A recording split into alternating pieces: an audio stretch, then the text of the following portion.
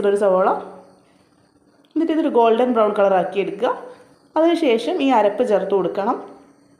ഇനി ഇതിലോട്ട് 7 കപ്പ് വെള്ളം ഒഴിച്ച് കൊടുക്കാം. തിളച്ച വെള്ളമാണെങ്കിലും കുഴപ്പമില്ല, പച്ച വെള്ളമാണെങ്കിലും കുഴപ്പമില്ല. തിളച്ച വെള്ളമാണെങ്കിൽ കുറച്ചുകൂടി നന്നായിരിക്കും കേട്ടോ. ഇനി ആവശ്യത്തിന് ഉപ്പ് ചേർത്ത് കൊടുക്കാം.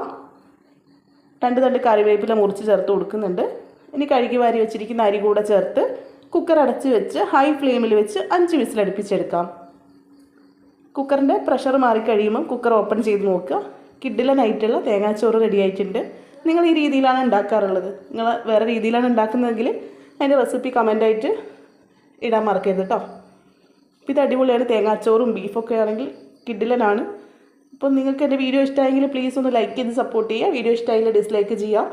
രണ്ടാണെങ്കിലും നിങ്ങളുടെ അഭിപ്രായങ്ങളും നിർദ്ദേശങ്ങളൊക്കെ കമൻറ്റിൽ രേഖപ്പെടുത്താൻ മറക്കരുതേ. Thanks for watching.